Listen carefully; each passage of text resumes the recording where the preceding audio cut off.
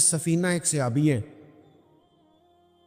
جنگل میں رستہ بھول گئے تھے تو سامنے شیر آ گیا، تو شیر نے جب منہ کھولا تو پتہ ہے حضرت سفینہ کی زبان سے کیا نکلا؟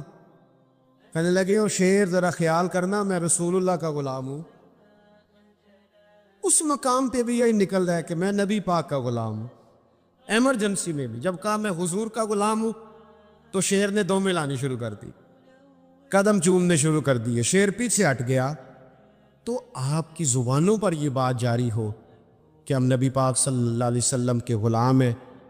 نبی پاک صلی اللہ تعالی علیہ وسلم نے فرمایا، بخاری شریف میں صحیح درجے کی روایت ہے، کریم فرماتے ہیں اگر تم وہ جان لیتے نا جو میں جانتا ہوں، اگر تمہیں اس کا علم ہوتا نا جس کا مجھے علم ہے، تو فرمایا تم رویا کرتے، تمہاری کیفیات اور ہو جاتی۔ بعض اوقات کچھ لوگ غیر سنجیدگی کا مظاہرہ کرتے ہیں، ہنستے ہیں، شغل بناتے ہیں۔ بہت سارے کام ایسے ہیں، بہت سارے فیوز و برکات ایسے ہیں جو انہیں ملنے ہوتے ہیں، نہیں مل پاتے، تو وہ غیر سنجیدگی طبیعت کی، لہجے کی غیر سنجیدگی، ان سے وہ فیوز و برکات اٹھا لیتی۔ میں دوستوں سے کہتا ہوں، آپ کسی جگہ محفل میں جاتے ہیں، آپ کسی دینی اجتماع میں جاتے ہیں، لیکن رستے میں اگر آپ شغل کرتے ہوئے جا رہے ہیں، ہنستے ہوئے جا رہے ہیں، آپ نے کیا فائدہ حاصل کیا؟ آپ جہاں بھی جا رہے ہیں موبائل آپ کا آن ہے، موبائل دیکھ رہے ہیں، موبائل چلا رہے ہیں، موبائل ہی چل رہا ہے، تو آپ نے کیا سنجیدگی حاصل کی؟ پایا کیا؟ ہر کام صرف موبائل کے اسٹیٹس کے لیے کیا؟ تم اگر وہ جان لیتے جو میں جانتا ہوں۔ اصحاب صفا کے پاس قرآن مجید کی کوئی آیت تلاوت کی گئی تو وہ رونے لگے، صحابہ رو پڑتے تھے، اللہ کے خوف سے، خشیت سے رو پڑتے تھے۔ کوئی آیت تلاوت کی گئی، اصحاب صفا رو پڑے، ان کو روتا دیکھ کر حضور بھی آئے، اور اللہ کے رسول کی آنکھوں میں بھی آنسو آئے۔ اور پھر اللہ کے حبیب علیہ السلام نے اس عمل کا اظہار فرمایا۔ حضور فرمانے لگے، جو آنکھیں رب کے خوف سے آنسو بہاتی ہیں نا، ان کو اللہ پھر دوزخ پر حرام کر دیتا ہے، پھر وہ جہنم میں نہیں جایا کرتا۔ اللہ کے خوف سے چھلک پڑی، جذبات ابل کر باہر آ گئے۔ سعادت مند لوگ ہوتے ہیں، سعادت مند۔ نبی پاک علیہ السلام نے فرمایا، ترمذی میں موجود ہے، حضور فرماتے ہیں 3 باتیں خوش بختی کی علامت ہے۔ یا رسول اللہ صلی اللہ تعالی علیہ وسلم کون سی؟ تو ایک تو حضور نے فرمایا اللہ سے ڈرو، اور دوسرا فرمایا بلا وجہ اپنے گھر سے نہ نکلو، اور تیسرا فرمایا اپنے گناہوں پر رویا کرو۔ اگر تمہیں رونا آ جاتا ہے تو یہ سعادت مندی ہے تمہارے لیے۔ مجھے کچھ دوست کہتے ہیں مجھے غصہ بڑا آتا ہے، تو میں کہتا ہوں مجھے بھی بڑا آتا ہے، بڑا آتا ہے، لیکن اپنے گناہوں پر آتا ہے، اپنی غلطیوں پر آتا ہے۔ مجھے زندگی میں جتنا غصہ آیا ہے اپنی کوتاہیوں پر آیا، جہاں جہاں مجھ سے سستیاں ہوئی ہیں مجھے ان پر غصہ آتا ہے۔ اور جب اپنے آپ پر غصے سے فارغ ہوں گے تو کسی اور پر بھی کر لیں گے۔ ابھی تو ڈھونڈتا پھرتا ہوا ہے اقبال اپنے آپ کو، آپ ہی گویا مسافر، آپ ہی منزل ہوں میں۔ میرے عزیز، اگر انسان کو یہ سعادت مندی نصیب ہو جائے، وہ کبھی اپنے مالک کے خوف سے رو پڑے، کبھی اس کی محبت میں رو پڑے۔ مجھے بتائیں نا، بچہ جب رو ہی پڑتا ہے تو پھر اماں سارے کام چھوڑ کے متوجہ ہو جاتی۔ لوگ کہتے ہیں وہ میرے پاس آیا تھا تو بس رو ہی پڑا تھا، تو پھر میں کیا کرتا؟ وہ رو ہی پڑا ہے تو معاملہ ختم ہو گیا۔ بچے کی شدید غلطی پر اسے ڈانٹا تھا، پر وہ رو پڑا، نرم ہو گیا دل ماں کا، باپ کا، چچا کا، بڑوں کا، چونکہ وہ رو پڑا ہے۔ عزیز بھائی، جب تو بھی رب کی بارگاہ میں رو ہی پڑے گا نا، جب تو اس کی خشیت سے ٹوٹ ہی جائے گا، جب اس کے حضور آ کے عرض کرے گا نا مالک میں کہاں جاؤں تیری بارگاہ میں نہ ہوں، کہاں جاؤں؟ اعلیٰ حضرت بریلوی رحمۃ اللہ علیہ کے والد تھے، بڑے درد سے دعا کرتے تو لوگ ان سے دعائیں کرایا کرتے تھے، اور عجیب سے نا دعا کے اندر محو ہو جاتے تھے۔ اپنے لفظوں میں بات کروں تو بڑی کھوب کے دعا کر دے سن، اے بعض بندے رٹیاں رٹائیاں دعاواں کر دیں، بس وہ ٹھیک ہے، ہاتھ اٹھا دیے جو مولانا صاحب کہیں گے ہم بھی، وہ بڑے محو ہو کے دعا کرتے تھے۔ کسی نے ان سے کہا حضرت اتنی للہیت سے اور اتنی محویت سے اور اتنے ذوق سے دعا کیسے؟ فرمانے لگے میں نے اپنی بیوی سے طریقہ سیکھا ہے۔ سیکھنے والے سبھی جگہ سے سیکھتے، اپنے بچوں سے بھی سیکھ لیتے، اور جن کا خیال ہونا ہمارے پاس کل عقل آ گئی ہے،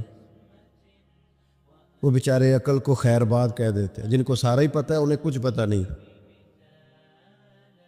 کہتے بیوی سے سیکھا ہے دعا مانگنے کا طریقہ۔ حضرت وہ کیسے؟ فرمانے لگے اسے کوئی کام تھا مجھ سے، کوئی گھر کا خرچہ تھا، اس نے بتایا خرچہ، میں نے اسے کہا ابھی میرے پاس پیسے نہیں ہیں، آتے ہیں تو دوں گا۔ 2-4 دنوں کے بعد پھر اس نے کہا، میں نے کہا تھا گھر کے خرچے کے لیے کچھ پیسے، تو فرماتے میں نے کہا ابھی میرے پاس نہیں ہے، آتا ہوں تو دے دو۔ عورتوں کی عادت ہوتی ہے بار بار یاد کرانا، کہتے اس نے پھر یاد کرایا، وہ میں نے گزارش کی تھی کچھ پیسے چاہیے، فرماتے مجھے غصہ آ گیا، میں نے کہا تم کیا روز ایک ہی بات کرتی ہے، تجھے کہا ہے نا ابھی پیسے نہیں ہیں، آتے ہیں تو دے دوں گا۔ ہر روز یاد کرانے کا کیا مطلب ہے؟ ایک ہی بات کا رٹا لگایا، پیسے چاہیے، پیسے ٹھیک ہے، خرچ ہے، آپ ٹھیک کہہ رہے، پر ابھی نہیں میرے پاس۔ کہتے میں نے ڈانٹ دیا۔ سعادت مند خاتون تھی، حوصلے سے ڈانٹ برداشت کی، تو کہنے لگی غلطی ہو گئی، مجھے نہیں بار بار کہنا چاہیے تھا، آپ تو ناراض ہی ہو گئے، لیکن ایک بات یہ کہنی تھی کہ آپ ہی میرے شوہر ہیں، میں آپ سے نہ کہوں تو پھر کس سے جا کے کہوں؟ آپ سے کہنا ہے نا میرے، آپ ہے نا میرے سر کے تاج، تو کس سے اور کہوں؟ میں اور کسی سے کہوں؟ شیخ فرماتے ہیں میرے ہاتھ میں کچھ چیز تھی، ہاتھ کانپا، وہ چیز گری، چھم چھم میرے آنسو ٹپکے، چھم چھم میں رو پڑا۔ تو خاتون کہنے لگی آپ کیوں روئے، کیا ہوا؟ تو فرمانے لگے مجھے تو رب سے مانگنے کا طریقہ تو نہیں سکھا دی، جب میں اس کی بارگاہ میں عرض کروں گا نا مالک بڑے دروازوں پہ گیا ہوں کوئی نہیں میری سنتا، بڑے درد کے ساتھ میں نے کہا ہے پر فریاد کو کوئی نہیں پہنچا، اے اللہ تو ہی میرا رب ہے، پھر تجھے نہ کہوں تو کس کی بارگاہ میں جا کے کہوں؟ میں بیمار ہوں اور شفاؤں کے لیے ترس گیا ہوں، میں مقروض ہوں اور جان چھڑانے کے لیے ترس گیا ہوں، میں کمزور ہوں اور سعادت پانے کو ترس گیا ہوں، میں بے کیف ہوں اور سجدوں کی لذت کے لیے بے چین ہو گیا ہوں، میں بے کیف ہوں اور چاہتا ہوں میرا قرآن پاک کی تلاوت سے دل لگے، پر مالک جب توفیق تو دینے والا ہے تو پھر تجھ سے نہ کہوں تو میں کس سے جا کے کہوں؟ نبی پاک صلی اللہ تعالی علیہ وسلم نے فرمایا 2 آنکھیں دوزخ میں نہیں جائیں گی۔ یا رسول اللہ صلی اللہ علیہ وسلم اتنا کرم، وہ 2 آنکھیں کون سی ہیں؟ فرمایا ایک وہ جو اللہ کی راہ میں رات جاگتی رہی، کسی سرحد پر پہرا دیا، کوئی ڈیوٹی کی، کوئی خدمت کی راہ خدا میں، جو آنکھیں بیدار رہی راہ خدا میں دوزخ میں نہیں جائیں گی۔ اور دوسرا فرمایا جو رب کی یاد میں رو پڑی، جس سے خشیت آئی، جو ڈر گیا، پر ڈرا اللہ کے، آنسو فار سیل نہ ہو، کوئی اداکاری کا ماحول نہ بنائے، وہ اس طرح نہ ہو رو رو کے دعا، رقت انگیز دعا، اور فلاں کیا بات، فلاں کے بڑا رلایا اور فلاں میں بڑا درد تھا اور فلاں کے آنسو نکل آئے اور پیر صاحب کی بلا روئی پڑے، فار سیل نہ ہو چیزیں، اداکاری نہ ہو، اس کی طبیعت پر پورا اثر ہو۔ اور جب خشیت کے ساتھ وجود کانپتا ہے، وہ کسی نے کہا تھا کہ آنسو قربت کا سبب ہوتے ہیں، جب آپ کی روح کسی کی روح سے ملتی ہے تب آنسو نکلتے. جب تو اللہ سے پورا جڑ جاتا ہے نا، جب رسول کائنات کی بارگاہ سے تیری پوری توجہ لگ جاتی ہے، پھر آنسو بن کر دل تے پار پوے جس ویلے ادو پار بناون اکھیاں، بے درداں محبوباں دے سارے ناز اٹھاون اکھیاں. عزیز دوست، جب آپ پورے طور پر جڑ جاتے، او یارو کتنا روئے ہیں مسلمان اقوام متحدہ کے سامنے جا کے، کتنی قراردادیں پیش کی تم نے سلامتی کونسل میں. حتیٰ کہ مسلمانوں کے جو امیر ملک تھے ان کی تنظیمیں بنی، کوئی مسلمانوں کی داد رسی کو نہیں پہنچا. میری کو بہت لمبی عمر تو نہیں ہے، پر میں نے برما میں مسلمانوں کے کٹتے ہوئے حالات دیکھے، خبریں آئیں، ہم نے دیکھی کٹتے اور سسکتے مسلمان ہم نے دیکھے. ہم نے دیکھا لیبیا پہ حملہ ہوا اور ٹوٹ گیا سارا ملک. میں نے وہ منظر دیکھا جب غوث پاک کے بغداد میں بمب گرے.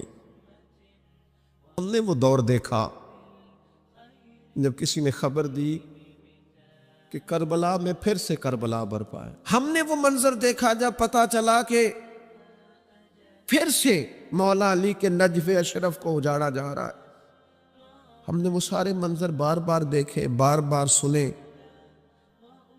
اور اب تو شرم آتی ہے. میرا دل کرتا ہے میں فلسطین کا نام نہ لیا کروں، شرم آتی.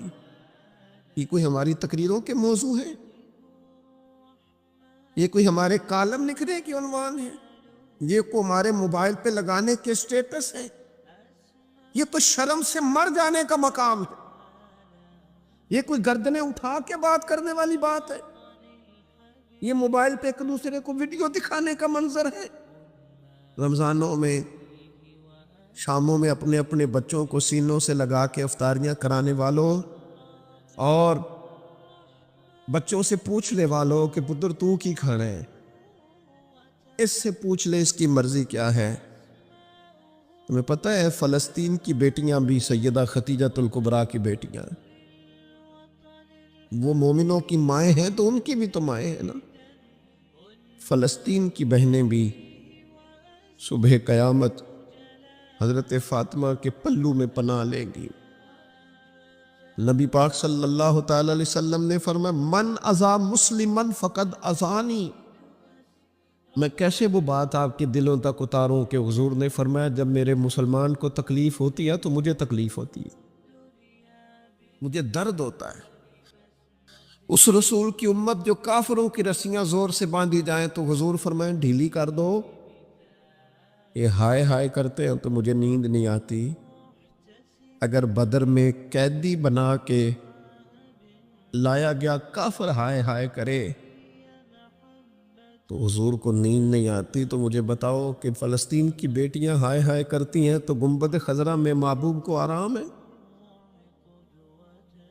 میرے عزیز، بے حسی کی زندگی، چھوٹے موٹے بیانات، تو بھی کہہ دے تھوڑا سا فلانے کا بیان نہیں آیا، کیا کرنا ہے بیان دے کے، کیا بات کرنی ہے تذکرہ کر کے.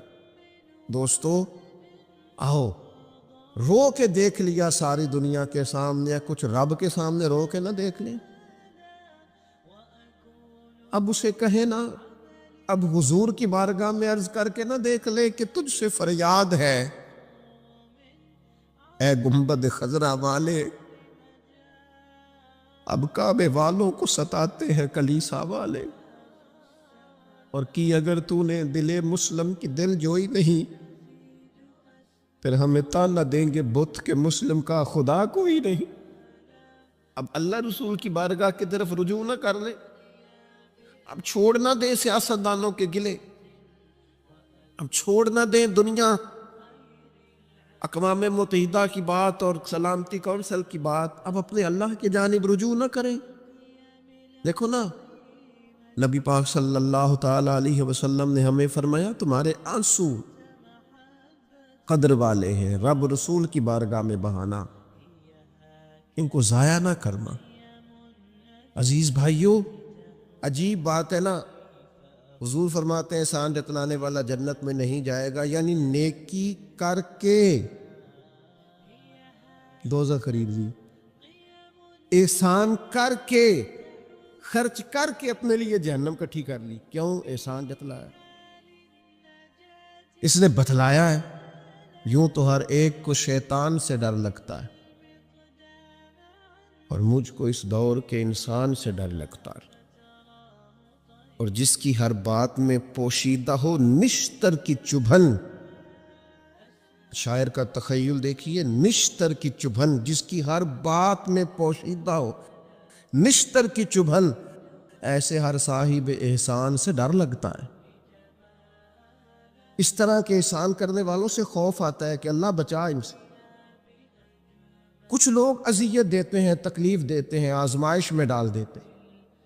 کسی کے گھر مہمان چلے گئے، آپ کو چند لمحوں کے لیے جانا ہے، تو آپ وہاں جا کر ایک بڑے زبردست قسم کے انجینئر کیوں بن گئے ہیں؟ یہ دیوار پہ کیا کام کرایا ہے، یہ کس سے کرایا ہے، یہ اگر آپ کو میں ایک بندہ بتاؤں، اگر فلاں سے آپ کام، بھئی آپ کو تو بطور مہمان بلایا گیا ہے، آپ کو کس نے کہا ہے کہ آپ کو انجینئر کے طور پہ دعوت دی ہے؟ آپ آئے ہیں، تشریف رکھیے، اور جتنی دیر آپ کو کہا جاتا ہے آپ بیٹھیے، اور پھر اس پر تبصرہ ہے، یہ فرنیچر کہاں سے لیا ہے، یہ قالین کہاں سے آیا ہے، اتنے سوال جواب۔ بعض دوست ایسے ہوتے ہیں جن سے کہنا پڑتا ہے کہ میرے بھائی آپ مہربانی کریں، ہم آپ کو نہ انجینئر سمجھتے ہیں نہ اچھا ڈیزائنر سمجھتے ہیں، ہم نے تو آپ کو ملنے کے لیے بلا تھا، آپ آئیے اور جائیے۔ اور اتنے زیادہ تو مطلب وقت ہی نہیں ہے انسان کے پاس کہ وہ جائے اور اتنے زیادہ تبصرے کرے اور جا کے کسی کو تکلیف دے۔ پھر تفتیش کرنا، پوچھنا، اعلیٰ حضرت بریلوی رحمۃ اللہ لکھا حرام ہے یہ تفتیش کرنا کہ کسی کی کمائی حلال ہے کہ حرام ہے۔ آپ کیوں تفتیش کرتے ہیں؟ کس نے اجازت دی آپ کو جاسوسی کریں؟ آپ تکلیف دے رہے ہیں سامنے والے کو۔ کیا کرتے ہیں، کیا کماتے ہیں، کہاں سے؟ میرا رب ہے جس نے سب کے پردے رکھے ہوئے ہیں۔ اب کیوں ایسی حرکات کرتے ہیں جس کی بنیاد پر جناب کا ذریعہ آمدن کیا ہے؟ میرا ذریعہ آمدن یہ ہے کہ آپ دے جاتے ہیں تو میں کھا لیتا ہوں۔ آپ اپنا ذریعہ آمدن کی فکر کریں، آپ دوسروں پر کیوں اس قدر زیادہ بوجھ ڈالتے ہیں؟ اور پھر کھانا سامنے رکھا جاتا ہے، یہ میں نہیں کھاتا، تو آپ کو جو کھانا تھا گھر سے لے آتے، کیا یہ اچھا ہوتا؟ یہ میں ایک زمانہ ہو گیا جی میں نے یہ نہیں کبھی کھایا، تو کیا کھاتے ہیں آپ؟ مجھے سالوں بیت گئے ہیں سفر کرتے ہوئے، اور میرے ساتھ پوری جماعت نے سفر کیا ہے، ہفتوں میں گھر سے باہر رہا ہوں، کوئی ایک شخص نہیں، ایسا تو نہیں کہ ساری چیزیں طبیعت کو پسند ہوتی ہیں، لیکن کوئی ایک شخص نہیں بتا سکتا کہ کبھی میں نے کہا ہو یہ مجھے پسند نہیں، میں نے نہیں کھانا لے جایا، یہ میری طبیعت نہیں۔ کیوں؟ میں ایک دفعہ اپنے حضرت صاحب کے ساتھ تھا، ایک جگہ پہ کھانا آیا، تو میں نے گھر والوں سے کہا نمک دیجئے گا ذرا، تو صاحب فرمانے لگے بیٹا آپ نے وہ حدیث نہیں پڑھی کہ حضور نے فرمایا کھانا پسند نہ ہو تو چھوڑ دو لیکن عیب نہ نکالو؟ فرمایا کس موسم کے اندر انہوں نے کھانا پکایا ہے اور تم نے انہیں یہ کہہ دیا تمہیں نمک ہی نہیں ڈالنا آتا؟ فرمایا ان کے گھر کا ذائقہ ہے، وہ کم کھاتے ہو، تم تھوڑا زیادہ کھاتے ہوگے نمک، بعض لوگ ذرا کم کھاتے ہیں، بات تم نے یہ کس طرح کی حرکت کی ہے؟ وہ بیچارے جا کے پہلے وہ ڈانٹے گا کہ تم نے نمک ہی نہیں صحیح ڈالا، وہ نمک مانگ رہے ہیں، کیا ضرورت تھی؟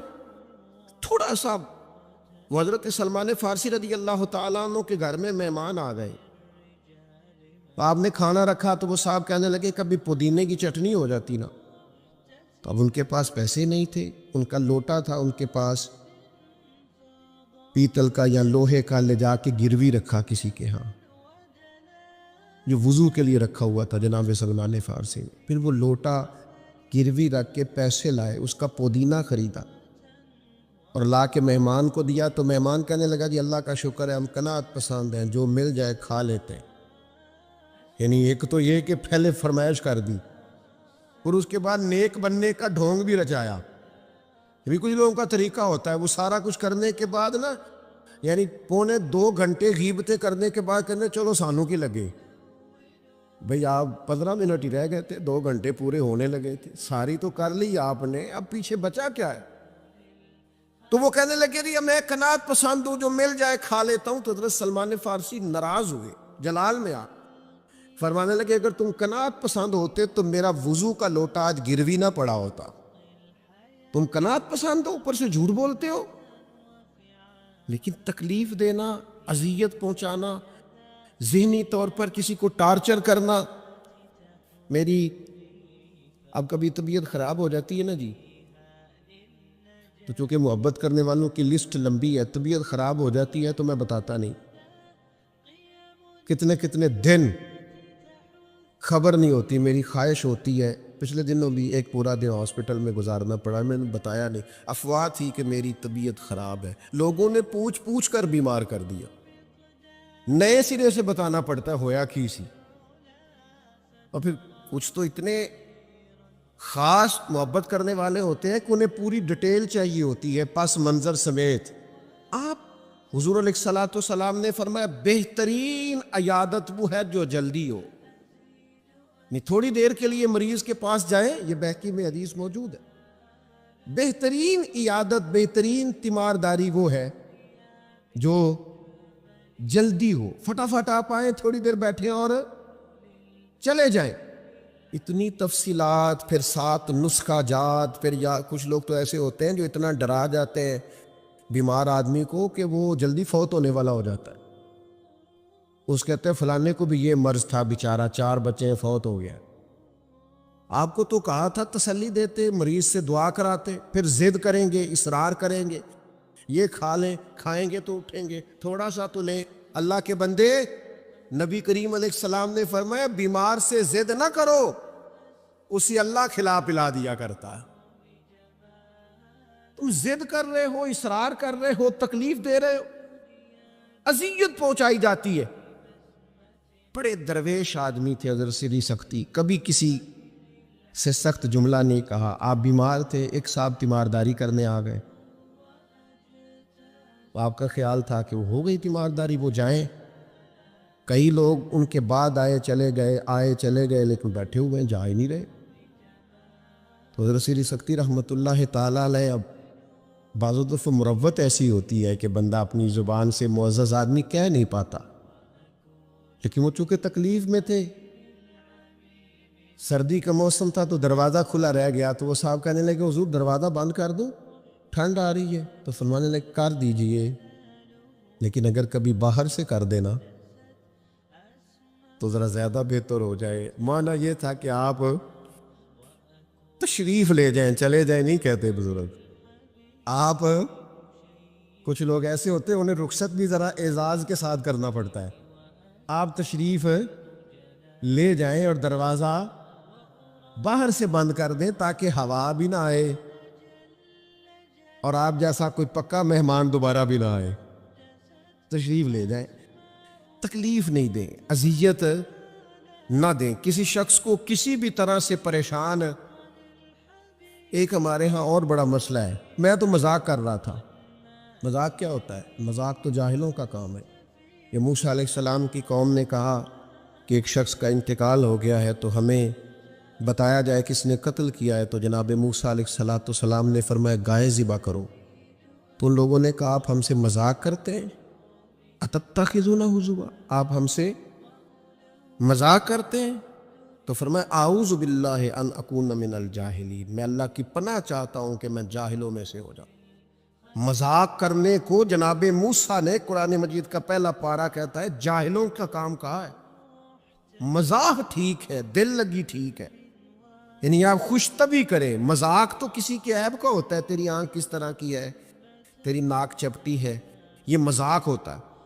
کسی کے رنگ کو لے کر، کسی کے قد کو لے کر، کسی کی توتلی زبان کو لے کر، یہ جاہلوں کی علامت۔ آپ دل لگی کریں، حضور بھی دل لگی فرماتے، مسکراتے دل لگی کریں، اس میں کسی کو تکلیف نہیں ہوتی، کسی کا عیب نہیں اچھلتا، کوئی بات ایسی خوشی کی آپ اس پہ خوش ہو جائیں۔ لیکن آپ یہ جو رویے ہمارے ہاں پائے جاتے ہیں، یہ مذاق ہے، اور مذاق شریعت میں جاہلوں کی علامت ہے۔ حضور فرماتے ہیں قیامت والے دن وہ لوگ جو لوگوں کا مذاق اڑاتے تھے، تکلیف دیتے تھے، قیامت والے دن ان کے ساتھ یہ معاملہ ہوگا کہ جنت کا دروازہ ان کے لیے کھولا جائے گا، پھر بند کر دیا جائے گا، پھر کھولا جائے گا، پھر بند کر دیا جائے گا، پھر کھولا جائے گا اور پھر دوبارہ۔ وہ کہیں گے یہ کیا ہو رہا ہے؟ تو انہیں کہا جائے گا تمہارے اس مذاق کی تمہیں سزا دی جا رہی ہے جو دنیا میں تم اللہ کے بندوں کے ساتھ کرتے تھے۔ تکلیف دیتے ہیں لوگ۔ یہ کچھ سال پہلے کی بات ہے، آپ کو پتہ ہے ہمارے ہاں اپریل فول بھی منایا جاتا ہے، جھوٹ بولنے کا دن موز۔ ایک صاحب تھے بیچارے ہارٹ پیشنٹ، یہ پنجاب کا ہی واقعہ ہے، تو ان کو فون کر دیا کہ تمہارا بھائی ایکسیڈنٹ میں فوت ہو گیا ہے، کسی نے مذاق کیا، تو بیچارے ہارٹ پیشنٹ تھے، خبر سن کے ان کو پھر ہارٹ اٹیک ہوا، اللہ کو پیارے ہو، اور بعد میں پتہ چلا کہ کسی نے مذاق کیا، بھائی تو بالکل ٹھیک ٹھاک، آپ کے ایک مذاق نے کسی کی جان لے لی، گھر اجڑ گیا، عورت بیوہ ہو گئی، بچے یتیم ہو گئے، اور آپ مذاق کر رہے تھے، تکلیف دے رہے تھے، آپ آزمائش میں مبتلا کر رہے تھے۔ میں نے ایسے طلباء کو دیکھا ہے کالج میں، مدرسے میں، یونیورسٹی میں، اسکول میں، جو بیچارے کسی وجہ سے کمزور تھے، کوئی ایسا معاملہ تھا، ان کا اتنا مذاق اڑایا گیا کہ وہ بیچارے تعلیم چھوڑ کے چلے گئے، گزارا نہیں ہو سکتا یہاں، ہر آدمی مذاق اڑا رہا، اور بعض لوگوں کی غربت کا مذاق اڑایا جاتا ہے، ان کو کھاتا ہوا دیکھ کے مذاق کرنا، ان کا لباس دیکھ کے مذاق کرنا، ان کی سادہ پرانی اور دیسی گفتگو سن کے مذاق اڑانا، نتیجہ یہ نکلتا ہے کہ مایوس ہو جاتے ہیں لوگ، پریشان ہو جاتے ہیں۔ ایسا نہیں کریں، یہ تکلیف نہ دیں کسی مسلمان کو، اذیت میں مبتلا نہ کریں، ذہنی طور پر ٹارچر نہ کریں، آپ کوئی ایسا کام نہ کریں جس سے بار بار آزمائش ہو۔ کچھ لوگ زندگی میں گناہ کرتے ہیں، اللہ معاف کرے، غلطیاں ہو جاتی ہیں، پھر وہ لوگ توبہ کر لیتے ہیں، اور یہ توبہ اللہ کو اتنی پسند ہے کہ حضور فرماتے ہیں کسی کا اونٹ مال سمیت غائب ہو جائے اور وہ شخص ڈھونڈ ڈھونڈ کے تھک جائے اور مایوس ہو جائے، اور پھر وہ اونٹ اسے مل جائے، اسے اتنی خوشی نہیں ہوتی جتنی بندہ مومن کی توبہ پر رب کریم کو خوشی ہوتی ہے۔ کتنا بڑا انعام ہے۔ حضور فرماتے ہیں ہر شخص خطا کار ہے، پر بہترین خطا کار وہ ہے جو توبہ کرتا ہے خطا کار پر بہترین خطا کار۔ کیا بات ہے اس کی خطا کی، جو خطا کرتے ہی رو پڑا ہے، اللہ کے حضور توبہ کر رہا ہے، لیکن لوگ مذاق اڑاتے ہیں لوگوں کے گناہوں کا۔ وہ توبہ کر چکے ہیں، وہ چھوڑ چکے ہیں، وہ اس راہ سے ہٹ چکے، لیکن مذاق کرنا، مذاق اڑانا، تکلیف دینا، اذیت میں مبتلا کرنا۔ حضور علیہ الصلوۃ والسلام نے فرمایا کسی شخص سے کبھی کوئی گناہ کیا پھر اس نے توبہ کر لی، فرمایا جس نے دوبارہ اسے اس کا گناہ یاد کرایا، اللہ یاد کرانے والے کو سزا دے گا، مرنے سے پہلے پہلے یہ اس گناہ کے اندر مبتلا ہو جائے۔ مسلم شریف میں موجود، اس کو سزا ملے، ٹارچر نہیں کریں، تکلیف نہیں دیں، ذہنی طور پر لوگوں کو اذیت میں مبتلا نہ کریں۔ اور پھر رشتے دیکھے جاتے ہیں ہمارے ہاں، تو اس قدر زیادہ مطلب آزمائش میں لوگوں کو مبتلا کر دیا جاتا ہے، اس قدر زیادہ آزمائش میں ہمارا چونکہ دیہاتوں سے تعلق ہے، تو پرانی خواتین کبھی جاتی تھی نا رشتہ دیکھنے کے لیے بیٹے کا، ان سے کہا جاتا تھا کہ آپ کو وہاں رشتہ نہیں کرنا، تو کہتی تھی نہیں ہم نے نہیں کرنا، تو کہتے تھے بھئی آپ بتائیں کیا وجہ ہے، تو وہ کہتی تھی وجہ کوئی نہیں بتانی، اس لیے کہ میرے گھر میں بھی بیٹی ہیں، میں کوئی وجہ نہیں بیان کروں گی، میں کسی کی بیٹی کا عیب کیسے بیان کروں۔ لیکن میں نے اخبار میں اس بیٹی کا تذکرہ بھی پڑھا جو پچھلے 2.5 سالوں سے اس لیے مینٹل ہاسپٹل میں زیر علاج ہے کہ کوئی 50 سے زیادہ لوگ رشتہ دیکھنے آئے، کسی نے کہا ذرا چل کے دکھاؤ، تو کسی نے کہا ذرا بول کے دکھاؤ، تو کسی نے کہا کہ اگر قد 2 انچ بڑا ہوتا۔ اتنی تکلیف، اتنی اذیت. اور اس دین کے ماننے والے جو دین ہمیں سبق دیتا ہے کہ بیٹیاں اور بہنیں ہوتی برابر ہیں، وہاں یہ رویہ ہمارا. اور زیادہ تر ان لوگوں کا معاملہ جن کے پاس نیا نیا پیسہ آیا، نئی نئی دولت آئی، اب ان کو سمجھ نہیں آ رہی کہ وہ کیسے اپنے آپ کو زمین سے اٹھا کے آسمان تک لے جائے. خدا کے بندو، اس طرح کی اذیت، اس طرح کی تکلیف، اس طرح کا لہجہ جس سے سامنے والا نفسیاتی بوجھ کے نیچے دب جائے، یہ بندہ مومن کی شان نہیں ہے. کبھی بھی ایسا نہ کریں. اجلی اجلی سونی سونی صاف ستھری بات کریں. مومن کی شان یہ ہے کہ سب کچھ ہو سکتا ہے، پر مومن جھوٹا نہیں ہوا کرتا، وہ بددیانت نہیں ہوتا، وہ کسی کو تکلیف نہیں دیتا، اذیت نہ دے، پریشان نہ کرے. گھنٹوں بیل بجا رہا ہے گلی سے گزرنے والا آدمی، لیکن صاحب گاڑی لگا کے چلے گئے، انہیں پتہ ہے دوسری گاڑی نہیں گزرے گی، لیکن وہ اذیت دے رہے ہیں. ایک چور اوپر سے سینہ زور، اگر وہ باہر نکلے ہیں کہ آپ کو جانا ہے اور سامنے گاڑی لگی ہوئی، تو وہ نکل کے کہتے ہیں کوئی آگ بجھانی ہے آپ نے، جا کے فائر برگیڈ کی گاڑی پہ بیٹھے. نہیں جناب، آگ نہیں بجھانی، لہذا آپ آرام کریں، لگی رہنے دے گاڑی. پتہ ہے آپ کو نبی پاک علیہ السلام نے رستے بند کرنے سے منع فرمایا، رستوں کے نشان مٹانے والوں پر لعنت فرمائی. یہاں جہاں لکھا ہوتا ہے نا لاہور اتنے کلومیٹر دور ہے، وہاں اشتہار لگا جاتے ہیں لوگ. آپ کو پتہ ہے یہاں اشتہار لگانا منع ہے. رستوں کے نشان مٹانے والے کو ملعون کا ہے حضور. تکلیف دے رہے اللہ کے بندوں کو، آزمائش میں ڈال رکھا ہے. اللہ تعالیٰ مجھے اور آپ کو عمل کی توفیق عطا فرمائے.